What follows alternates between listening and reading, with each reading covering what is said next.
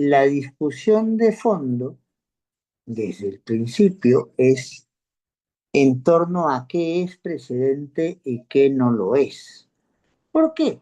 Porque había un caso anterior, Dirección Regional de Pesquería de la Libertad, en el cual el tribunal establece un supuesto no creado por ley, sino por la propia jurisprudencia del tribunal, establece un supuesto por el cual habría nuevas posibilidades de ver el amparo contra amparo, qué temas van al amparo contra amparo y qué temas se tendrían que y podrían llegar al Tribunal Constitucional por recurso de agravio, directamente por recurso de agravio, cuando lo que no se había seguido era sus propios precedentes. ¿Ya? ¿Ya?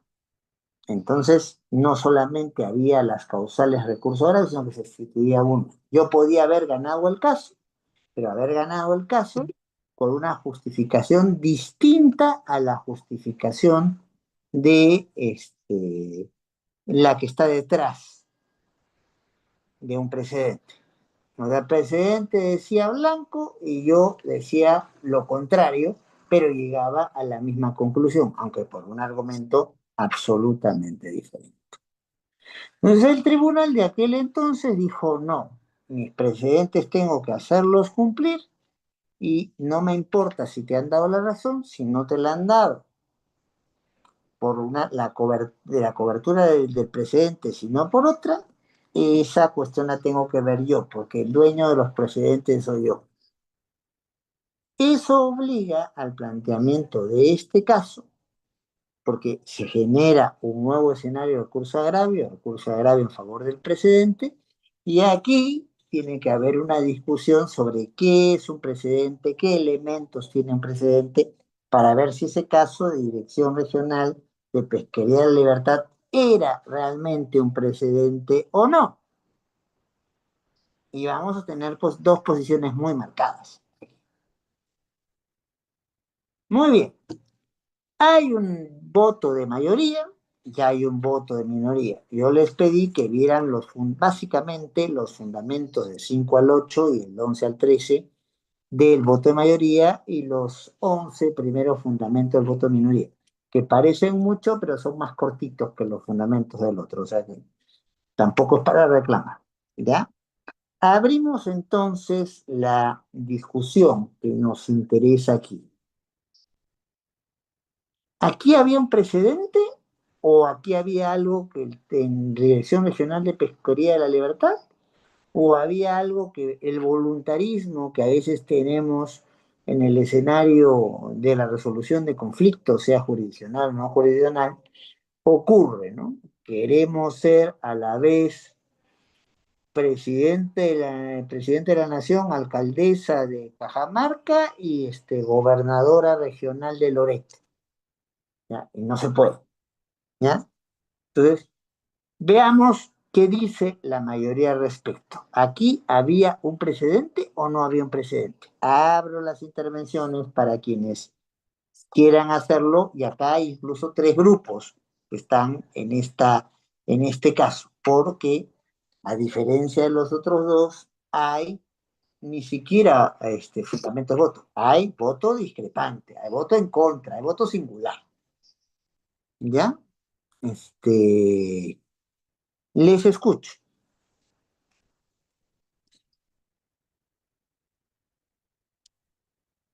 ¿Quién se anima o a quién tengo que animar? Doctor, buenas Doctor, noches.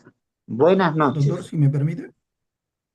Primero levantó el doctor Carrero y después con todo gusto, doctor Camacho. ¿Ya? Porque tenemos que, le ganó por puesta de mano. ¿Ya? Después usted con todo gusto. A ver, Ya, doctor Carrero, que usted había levantado la mano. Carrasco, sí, Carrasco. doctor. Sí. Bueno, lo que dice la mayoría, de esta conformación del Tribunal Constitucional es que no habría un precedente vinculante, ¿no? Eh, ¿Y por qué no habría un precedente vinculante? O precedente, claro, porque lo vinculante ya hemos visto que es en la... Precedente, sí. Bueno, en realidad, de manera muy sucinta, yo creo, y lacónica, desarrolla los criterios que ya estuvieron prefijados, ¿no? En la sentencia que era la 24 del 2003, ¿no?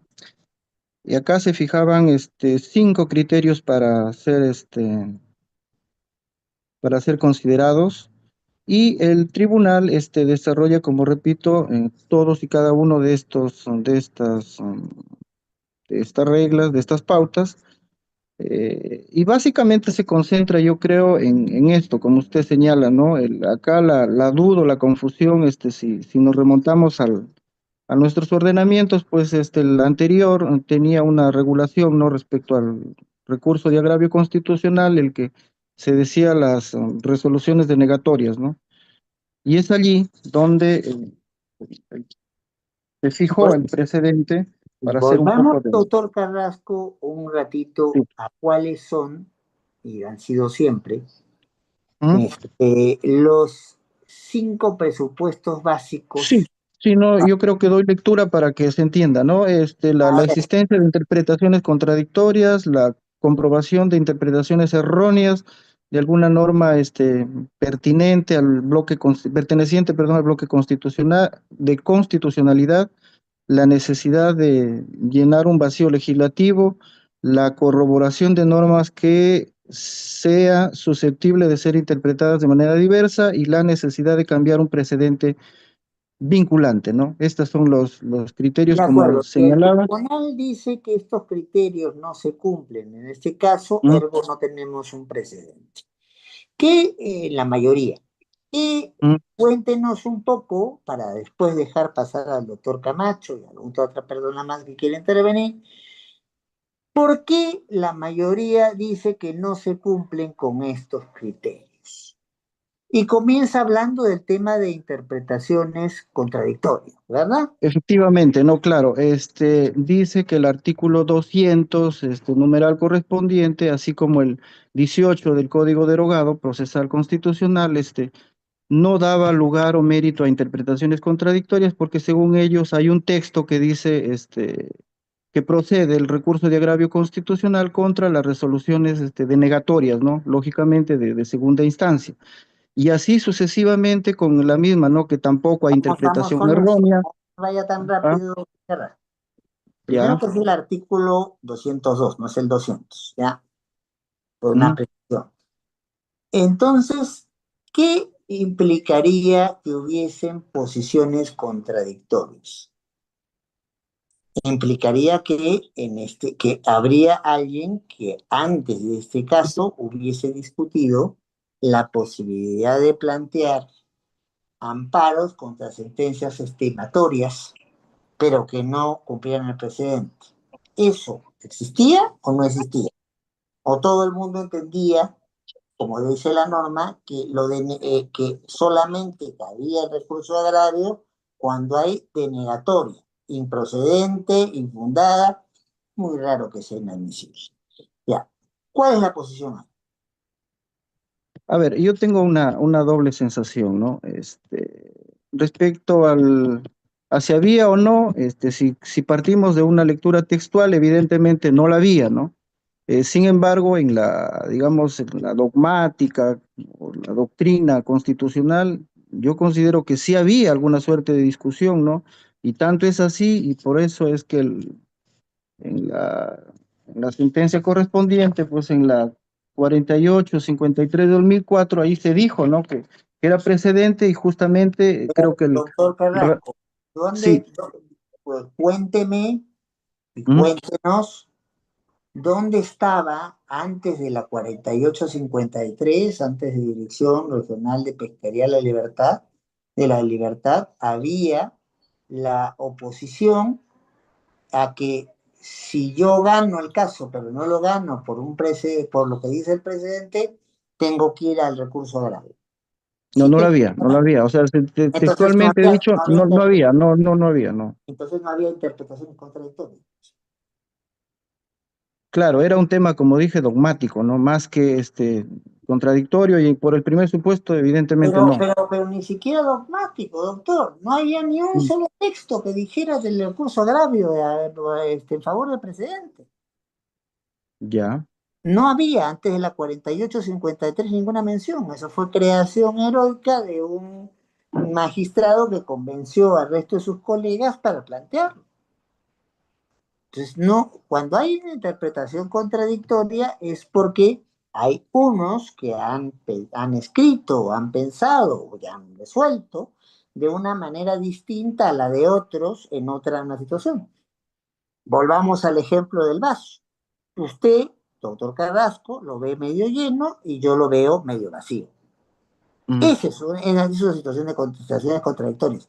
Pero había un solo texto, había una sola sentencia, había algo que hubiese hablado antes de esta situación, planteado la polémica para habilitar un recurso de agravio en favor del presidente.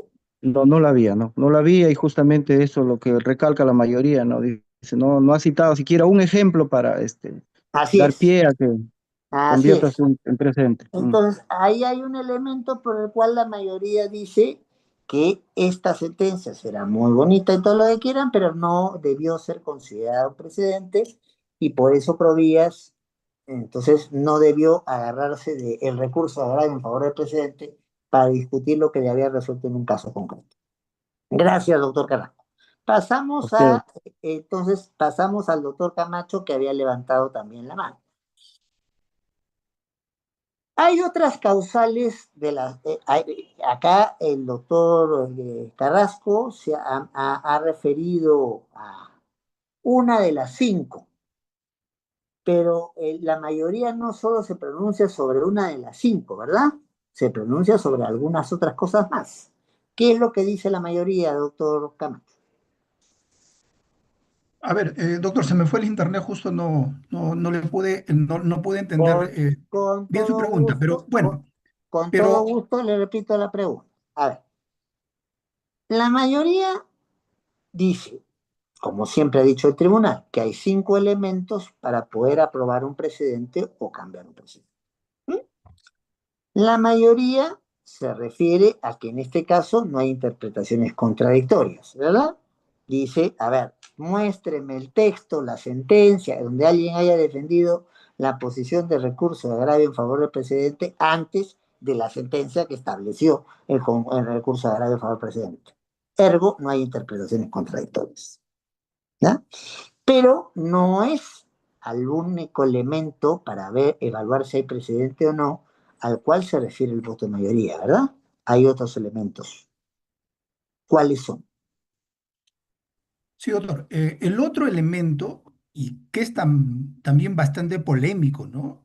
Y ahí sí creo que yo la verdad que coincido más con el voto en minoría cuando dice que no puede constituir, la regla del precedente constitucional dice expresamente, no puede constituir una interpretación de una regla o disposición de la Constitución que ofrece múltiples construcciones.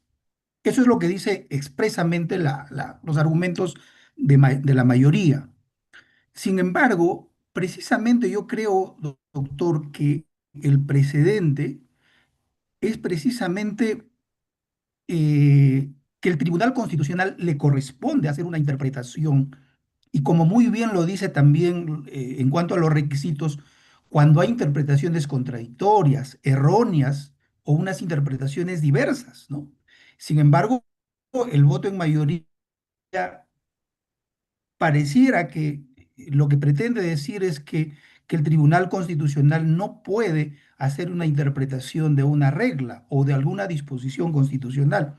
Y ahí el voto en minoría es muy drástico en su apreciación, ¿no? Yo Porque diría dice que que el Tribunal solamente Constitucional, drástico, es casi pegarse a la salida del colegio, ¿no? Porque claro, sí, les sí, dice de sí, bruto para abajo. Entonces, sí, claro, pero le dije un criterio irrazonable, totalmente absurdo. No sé no recuerdo qué término más alguno emplea, más ¿no? fuerte que Y, ese, pero en fin. y- Ahora, claro, convengamos en entonces, eso, que creo que todos estamos y todas estamos de acuerdo con usted. En ese caso, yo no puedo decir a un tribunal que no interprete, porque justamente su labor es intérprete vinculante de cierre. Pero le hago la pregunta. Claro. Estos requisitos para poder aprobar o para poder cambiar un precedente son copulativos, o sea, tienen que darse los 5 o basta con que se dé uno o dos y ya salvé el precedente. No, yo creo que basta que no se dé alguno de ellos para que no exista precedente, ¿no? De acuerdo, entonces el problema que usted plantea es cierto, pero el tribunal ya había dicho que en la mayoría ya había dicho por lo menos que había un elemento, el que ha desarrollado el doctor Carrasco, que aquí no puede haber precedente porque no hay interpretaciones contradictorias. Pero no solamente menciona eso, ¿qué más menciona? Acá se habla de la interpretación errónea, por ejemplo. El, ¿Hay una Claro, interpretación errónea o no del bloque de constitucionalidad? es que, es que no hay ningún otro, como ya anteriormente ya se comentó, no hay ninguna otra jurisprudencia o ningún otro No, pero precedente estamos que haya hablando del tratado bloque. sobre el No, tema no, no, que haya no, sido. tranquilo, eso sí lo vimos. Pero cuando estamos hablando de interpretación errónea del bloque de constitucionalidad, nos estamos refiriendo no a las interpretaciones contradictorias, nos estamos Claro, refiriendo a que yo estoy alegando que no se ha tomado en cuenta una ley que perfila mejor los alcances de una institución recogida en la Constitución. Por ejemplo, claro, claro, usted, usted claro, la vive, única interpretación. usted vive, bueno, hay gente que está en diferentes partes del país, pero supongamos que usted sí vive en Cajamarca, trabaja en Cajamarca, ¿ya? Entonces, bueno, si los jueces y juezas de Cajamarca comienzan a resolver, entonces, contra el texto expreso de la norma, ¿ya? Entonces, esa es una interpretación errónea, ¿no? Que incluso puede configurar delito, prevaricato. ¿Ya? Aquí había alguna interpretación errónea, había algo antes de Dirección Regional de Pesquería de Libertad, había alguien que había interpretado en algún juzgado, en el mismo tribunal, que había interpretado que hay que abrir la puerta para que aquel que resuelve dando la razón, pero no a través del precedente. No, ¿Había alguien que doctor, había dicho eso?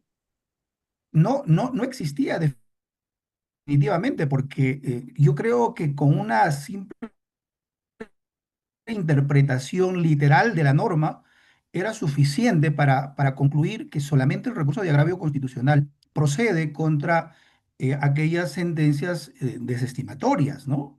Únicamente en esos casos. Entonces, como reitero, con una simple interpretación literal podríamos nosotros concluir que solamente en esos casos. Y creo que en este caso pareciera que no cabería otra o cabría una otra interpretación distinta, ¿no?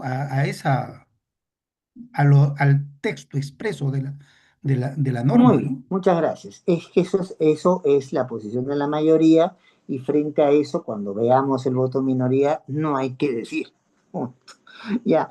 Eh, vamos a plantearlo a otra persona, interpretaciones diversas, no había. ¿Había vacío legislativo o no? ¿De qué hablamos cuando hablamos de un vacío legislativo? A ver, cualquiera de las personas, sobre todo de los tres grupos, sé que al final siempre es un poco más cansado por ver las cosas, pero ya no, Doctor, buenas noches. ya, sí, doctor, lo escuchamos. Referente al tema, doctor, hablando, yo creo también estoy de acuerdo con el tema de lo que ha expresado el voto en mayoría, ¿no? Por cuanto de la revisión que se ha hecho del precedente, no contaba con los presupuestos que se necesitan, ¿no? A efecto de que a favor de un precedente, ¿no? Entonces, en cuanto también a su pregunta de que existía un vacío legislativo, ¿no? No, para mí no habría vacío, ¿no? Por ¿Cuándo cuanto se en el habla de que propio, hay un vacío legislativo, doctor Colunche? Lo pronuncié bien, ¿no? claro, Ya. sí. ¿Cuándo, Cuando no se encuentra normado, doctor, cuando no se encuentra normado, no se encuentra, digamos, establecido en algún articulado, ¿no? y Artículo. cuál es la diferencia con la laguna? Eh, Mm, pregunta de grado, ¿eh? Ya. Vacío no claro, hay, laguna no hay interpretación, no olvidar. claro. ¿Ya? Entonces, aquí no había norma o sí había norma. Este, Como bien lo establece, doctor, en el artículo 206, de acuerdo de acuerdo al principio de interpretación conforme a la Constitución, el recurso de agravio constitucional solo procede si contra resoluciones denegatorias de segundo grado y no contra resoluciones estimatorias de segundo grado. De Entonces acuerdo. sí se encontraba. Estaba regulado. Ahora, en la mención al 206 es porque es el artículo de la reforma constitucional. Entonces, lo que está diciendo el voto de mayoría es que este, un precedente no puede cambiar el texto de la Constitución. Quien cambia el texto de la Constitución es quien sigue las pautas del artículo 206. Sí, ¿Ya? Eso es lo que está diciendo. Muy sí, bien. doctor. Entonces, lo dejamos con usted, doctor Colunche, y vamos pasando a, entonces, la conclusión, porque ya finalmente el voto está claro. La conclusión es que Dirección Regional de Pesquería no era precedente. Aquí estamos hablando que para la mayoría, entonces era muy claro que solamente el recurso agravio era contra resoluciones denegatorias para el demandante y no me importaba cuál era el sentido de lo que había resuelto el precedente. Si me habían dado la razón, me habían dado la razón y el caso no llegaba al tribunal. Después se van a establecer estos supuestos que permiten llegar al tribunal de manera excepcional para ciertos casos, como ustedes recordarán, en caso de terrorismo, en caso de corrupción, pero eso viene después de esta resolución. En ese momento no estaba. Bien, entonces, ¿pero qué dice la minoría al respecto? A ver quién se anima o a quién anima.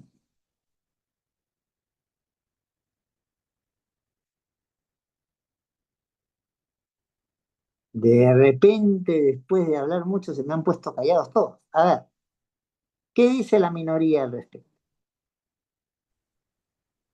Buenas noches, María Mendoza Cabellos, Sonora. La escuchamos, doctora Mendoza. Doctor, uno de los considerandos de la minoría, de los dos magistrados, empieza analizando, diciendo de que una sentencia constitucional tiene tres partes, ¿no? El obiter dicta, la ratio decidendi y la decisión. Bueno, ellos analizan, doctor, de que en la sentencia que ellos respetan, pero que no comparten, todos los considerandos se refieren solamente a obiter dicta y que para que cambie el sentido de una sentencia constitucional se necesitan los considerandos de la ratio decidendi y de la deciso, o la decisión, ¿no? Eso es lo que vincula. Por lo tanto, dice, la mayoría ha analizado los considerandos son obiter dicta y por ende no han tenido por qué dejar sin efecto el precedente contenido en la sentencia 4853, Bueno, 2000. esto es lo que dice la minoría. ¿Usted qué opina? Eh, La Doctor, sentamos en el yo estoy de tribunal. acuerdo, yo estoy de acuerdo con el voto de la mayoría, doctor. Ya. ¿Por qué? Eh, sí, toda vez de que considero de que los requisitos o los presupuestos para emitir un precedente, o sí, para la aprobación de un precedente, los cuales ya ha dado lectura un colega anteriormente, bueno, que es la necesidad de cambiar el precedente, la corroboración de normas que sean susceptibles de ser interpretadas, la necesidad de llenar un vacío, la existencia de interpretaciones contradictorias y la comprobación de interpretaciones erróneas. Ninguno de estos supuestos, a mi entender, se encuentran presentes, doctor, en esta sentencia, De ¿no? acuerdo, pero hay algo más. Entonces, el obiter dicta o el dictum, el obiter dicta o el dicta, ¿obligan o no? Esa es la discusión que ha quedado abierta desde el primer caso de la Municipalidad Distrital de Lurín. Y Sí, aquí, en este caso, es donde se toma posición. ¿Qué es sí, lo que dice la mayoría y qué es lo que dice la minoría? Para algunos sí cuenta, para los otros no. Cuéntenos un poco sobre eso, doctora Mendoza. sí, doctor. Para la minoría, el obiter dicta no cuenta, porque no varía la decisión final. Y bueno, en contravención a esa opinión, la mayoría considera pues de que sí cuenta el obiter dicta. ¿Y usted qué piensa? ¿Cuenta o no cuenta? Para mí, doctor, sí cuenta. ¿Cómo es que cuenta, doctora? Doctor, considero que sí cuenta porque en la obiter dicta se consigna eh, hechos del caso concreto, ¿no? Que va a ser analizado y que sobre esa base de esos hechos concretos es que se va a tomar una decisión que va a ser vinculante y que se va a aplicar a casos similares posteriores, ¿no? De acuerdo. A ver, vamos a ver. Aquí volvamos a la Municipalidad Distrital de Lurín. Y hay una cosa dentro de la confusión que tienen, porque dice que tiene fuerza persuasiva, el dicta, el orden dicta, pero dice algo que sí es muy claro. Permite que los justiciables puedan prever las circunstancias de determinadas conductas dentro del marco de una eventual litis de carácter constitucional. Están diciendo allí que si yo, como tribunal, en una sentencia donde estoy resolviendo un caso laboral, me pronuncio sobre el tema de pensiones, el tribunal tiene que tener, debería tener una mínima coherencia para que la gente, cuando le toque un tema de pensiones, ya sepa por dónde van a ir los tiros del tribunal. Entonces, sí tiene algún nivel de vinculatividad.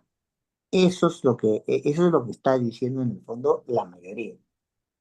Y la minoría dice, no, lo que dice el obiter dicta es una cosa, una reflexión de algunos colegas en una época, pero que está muy bonita, pero no obliga a nadie. Eso es así. Sí, doctor, correcto. Entonces, acá lo que tenemos es un problema de interpretación de los alcances de cuando tenemos un precedente. Y aquí, guste a algunos más y a algunos menos, zanja un problema que desde el primer precedente que se fija no se había zanjado, porque uno ve los argumentos en el caso de la Municipalidad Distrital de Lurín, y por un lado te van a decir, bueno, es persuasivo, si es persuasivo no es vinculante. Pero por el otro lado te dicen, hay que tomarlo en cuenta para los casos posteriores. ¿Ya? Entonces, ¿es vinculante o no es vinculante? Entonces, esa pregunta la resuelve este caso en particular.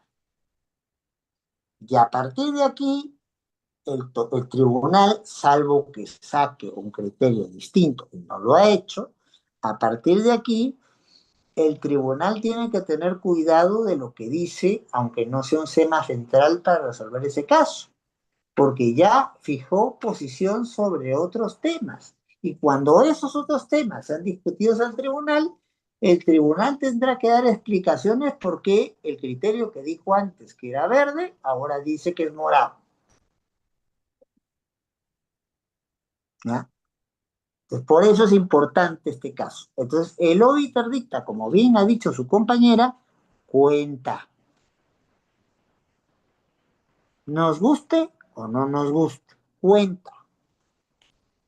Bien, entonces ahora, este caso ya veo que no damos mucho, porque ya estamos con la cantidad de horas ya nos agotó, pero es un caso muy importante porque vamos a ver una reacción polémica de la minoría, incluso pone presupuestos entre comillas, fundamento 14. O sea, le quita toda, o sea, la minoría asume que la mayoría de derechos sabe poco, por no decir nada. Y yo creo que no es una buena práctica en un colegiado. Una cosa es discrepar y otra cosa es descalificar. Pero bueno, eso también me tocó vivirlo en el tribunal. Hubo alguien que frente a una sentencia por poco nos acusa de que nos habíamos coludido con el otro lado, ya, con el lado que resolvíamos. Entonces, no es una práctica adecuada y menos aún para sentar un precedente. ¿Alguna cosa más que se quiera decir de este caso que es importante porque a partir de este caso queda claro que el tribunal es responsable no solo de lo que diga en la ratio decidendi, sino de lo que diga al pasar sobre otros temas? Eso lo va a comprometer para después. ¿Alguna cosa más que se quiera decir? Sí, doctor, si me permite. Sí, por favor, doctor, Muchas ¿verdad? José Luis Vázquez Escobar, doctor. A propósito de lo que se mencionaba, ¿no? Acerca de la importancia de reconocer a la ratio decidendi y a la obiter dicta como elementos fundamentales para establecer un precedente vinculante, considero yo que ello radica en la importancia de tres puntos fundamentales, ¿no? En el sentido de que cumple una función de brindar seguridad jurídica, porque siendo así, pues los conflictos se van a poder resolver utilizando criterios de predictibilidad, y justamente usted lo mencionaba hace un momento, ¿no? O sea, los justiciables van a poder tener en cuenta los precedentes que emite el tribunal, generando estabilidad, con la seguridad de que la pretensión demandada tenga una fundabilidad en el futuro, ¿no? Con el pronunciamiento final. Otro aspecto importante a rescatar es que permite acceso a la justicia con igualdad ante la ley. De esta manera podemos asegurar que los casos iguales sean tratados de la misma manera. Y un punto final es que unifica los criterios de interpretación. De esta manera se asegura que la Constitución signifique lo mismo para todos en el territorio nacional. Eso es en cuanto a mi aporte, doctor. Sí, con una apostilla, lo que bien ha dicho usted, lo que acaba de señalar. La apostilla es que cabe la discrepancia, el presidente no está escrito en piedra, ¿ya? Pero tiene que estar debidamente justificada. Entonces, ¿cómo justificada? A ver, ahí nos jugamos con el escenario básicamente del distinguishing y del overruling, temas que mencioné en la sesión pasada.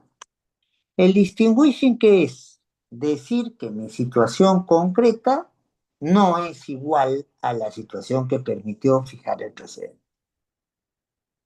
El problema era un problema de camiones y el mío es un problema de mototaxis, que tienen condiciones distintas. Ustedes saben, por ejemplo, que la licencia para conducir un camión no es la misma que la de un auto y menos que la de un mototaxi. Pues hay gente que puede manejar un mototaxi, pero no está habilitada para manejar un camión. Entonces, tener que acreditar que estamos ante situaciones que merecen un tratamiento diferente es lo que se llama en la doctrina el distinguishing. Estoy diferenciando el caso que me quieren aplicar con mi situación concreta. Y el otro supuesto importante que hay es el overruling. Me pongo por encima de la regla y cambio la regla que está establecida.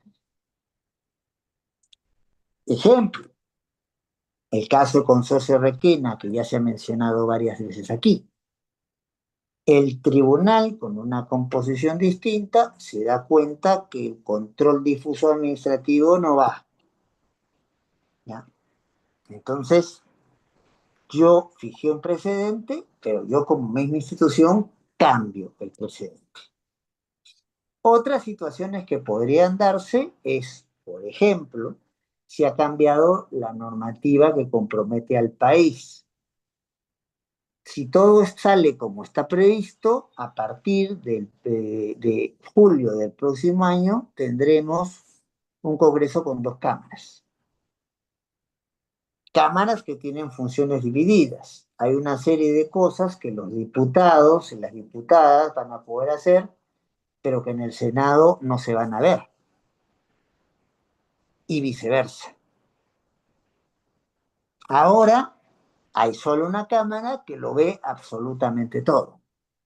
Y cuando la cámara esa está única, está en receso o está en receso porque están yéndose a hacer sus labores, están o de vacaciones o yéndose a hacer la semana de representación, o está en receso porque los han disuelto, ahí funciona la comisión permanente. Y la comisión permanente, en la práctica, tiene atribuciones casi como de un pequeño Senado, una cámara.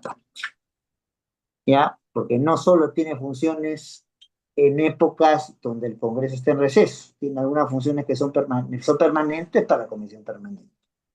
Entonces, eso va a cambiar. ¿Y qué va a hacer eso? Que algunas de las reglas que se han establecido a través de algún presidente puedan tener que ser modificadas. Porque cambió la normativa, cambió la Constitución, entonces un parámetro que antes era constitucional, ahora ya no lo es. Si yo, por ejemplo, le planteo que el nombramiento de alguno o alguna de ustedes como fiscal suprema o como fiscal supremo o como juez o jueza suprema lo van a hacer por la Cámara de Diputados, eso con el nuevo parámetro constitucional no va. Quien nombra a estos altos y estas altas funcionarias es el Senado. Diputados no tiene vela en ese entierro. Entonces, si yo sigo sosteniendo como diputado que puedo nombrar a un magistrado o una magistrada de la Corte Suprema, o puedo nombrar a un magistrado o una magistrada de la Junta Nacional, de la Junta de Fiscales Supremos, pues voy a entrar en un problema de inconstitucionalidad que antes no había. Y eso nos podría obligar a cambiar un precedente si se estableció sobre ese tema. Eso es lo que se llama el overruling. Cambio de circunstancias, cambio de criterios, que tiene que estar debidamente justificado, y ahí viene un problema que quiero anotar. Muchas veces se ha cambiado de precedentes sin la debida justificación. Muchas veces se ha cambiado de precedentes parcialmente. Es un poco claro entonces, ¿qué queda del precedente anterior? ¿Ya?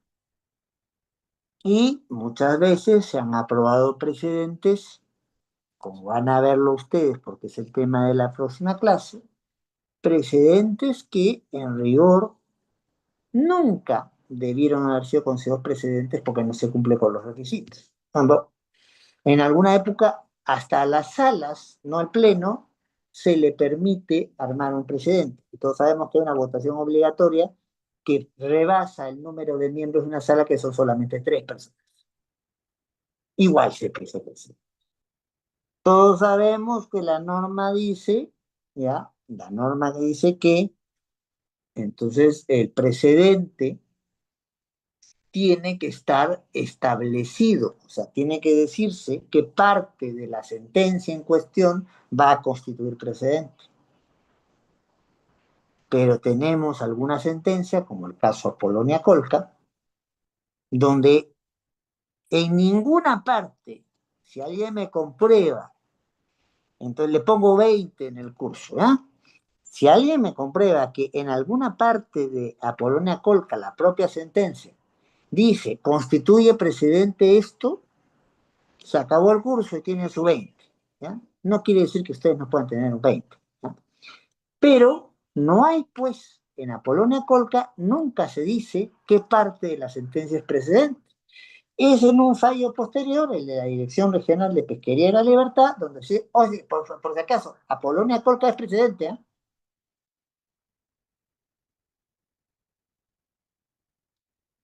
Eso no está previsto así.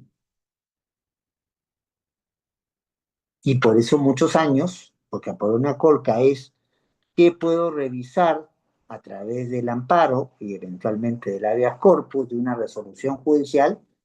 Hoy, después de un voto que hicimos en el caso Banco República, el criterio del tribunal en los hechos, aunque no haya negado a Polonia Colca, en los hechos el tribunal va en otra historia.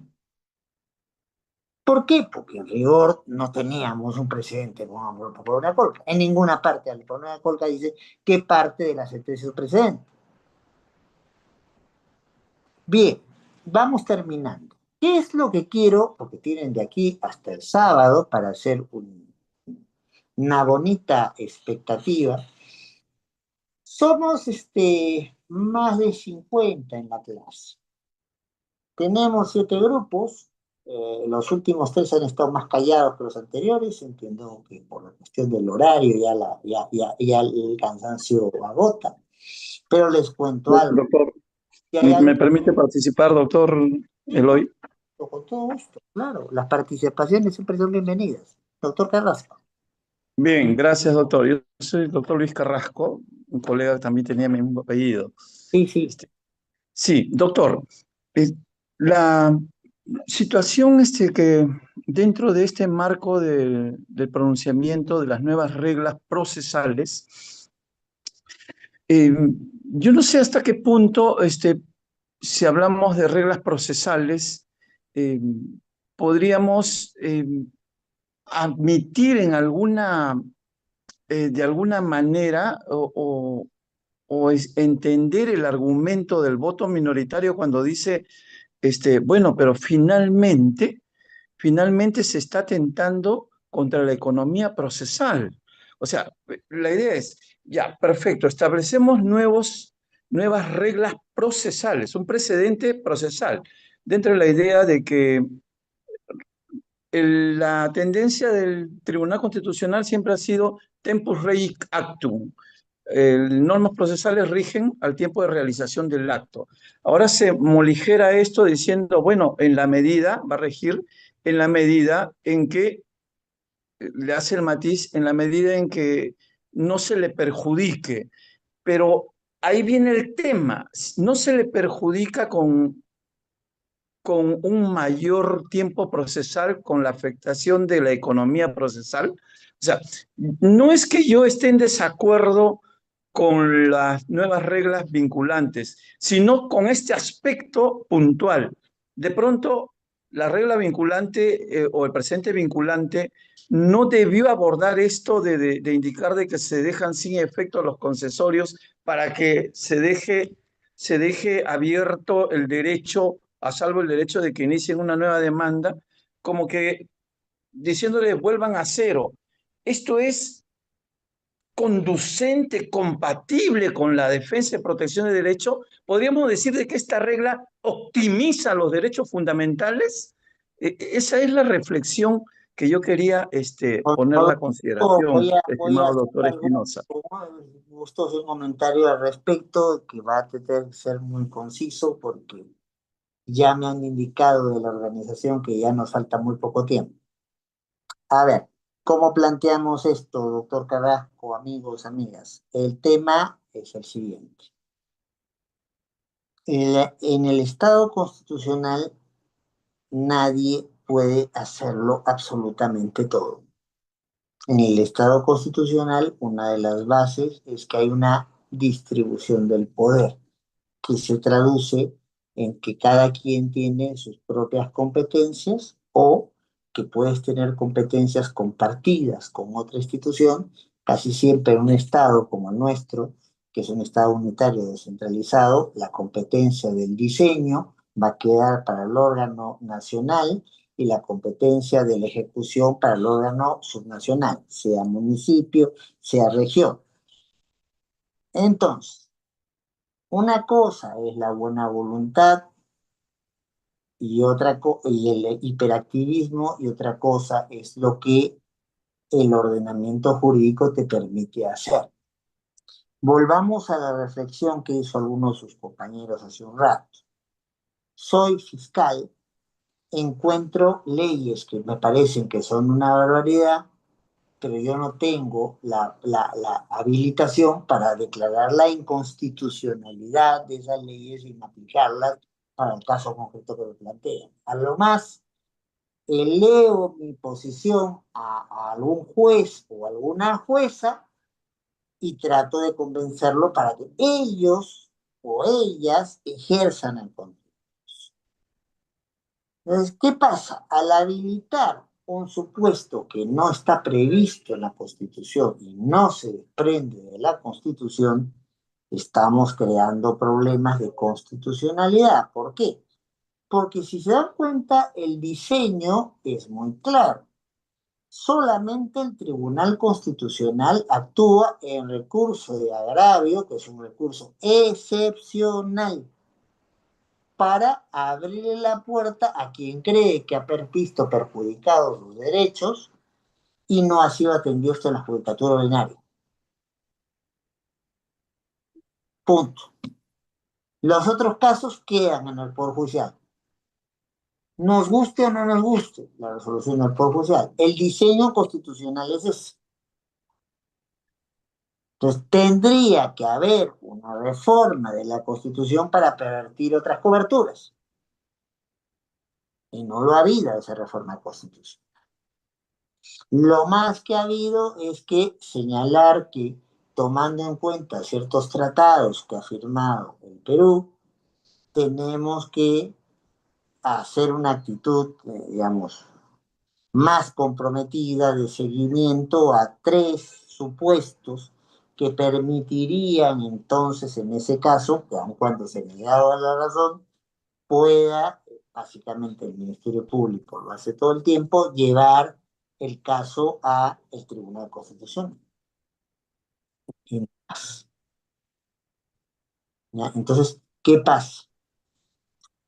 Aquí no es un tema, si bien son reglas procesales, no es en el fondo un tema procesal, porque la causa ya estaba resuelta en la instancia que correspondía. Ya el demandante había ganado el caso y no teníamos por qué habilitar al demandado a que lleve el caso al tribunal diciendo que, ojo, ojo, ya, no ha cumplido tu precedente. Entonces, ahí ya no solamente es un tema procesal, es un tema del mismo derecho que no se estaría cumpliendo cuando ha sido otorgado en la instancia correspondiente. Por eso es que puede aquí, en tanto y en cuanto no es solamente un tema procesal, no se aplica el tema de la teoría de los hechos cumplidos, que suele ser la postura en los temas procesales. Cambia la norma procesal, pues atenernos a las nuevas reglas. Entonces, aquí no, aquí hay una pauta que se cerró y se cerró, no hay más que discutir. ¿Ya? Entonces, mientras no cambie la norma, no hay más que discutir. Y no ha habido una Gracias. reforma. Gracias, Bien, doctor Espinosa. bien, señores. Aquí, señoras, señores, ya nos está ganando el tiempo. Tengo, en 2 minutos nos cortan. Lo que quiero que hagan ustedes para la próxima sesión es, dentro de los 50 tantos presidentes que hay, que revisen alguno, ¿ya? Que revisen alguno, el que quieran, y vean si el precedente fijado en ese caso cumple realmente con los requisitos para ser un precedente o no, ¿ya? Y eso lo coordinamos con la organización del curso. De aquí, ustedes hasta el viernes tienen para poder mirarlo y entregan a la organización un textito muy cortito diciendo por qué creen que es precedente o no ese precedente o ese texto llamado precedente. ¿Ya? Y entonces, y lo discutimos el sábado. Y ¿Con los ya requisitos de nuestro país o en la doctrina constitucional en general? estamos en nuestro país y los requisitos son muy claros. ¿Ya? Entonces, con lo que está previsto aquí, si de los 50 y tantos ustedes encuentran alguno que les parece y por qué les parece que en rigor no debió ser un presidente. ¿Ya? Eso es lo que quiero que miren. Y después que tomemos un tiempo para mirar eso, ya pasamos ya a el segundo tema que se nos ha encomendado, que es el de test de proporcionalidad, que ya sería lo que sigue en las clases que vamos a tener, que todavía tenemos casi una semanita más de clases. ¿Ya? Entonces, coordinan sí, ¿A dónde se va a enviar el trabajo? aquí tenemos a la organización que está escuchando, les decía, a él le envían el texto y él me lo hace llegar. Yo lo voy a enviar, ¿ya?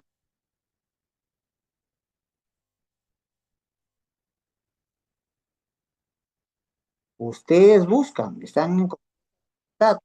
Hay varias cuestiones donde se ha recolectado todos los precedentes que ha dado usted.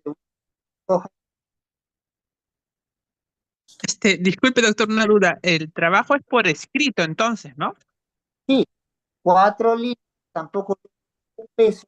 La cuestión es, yo quiero ver si los criterios aplicados han sido.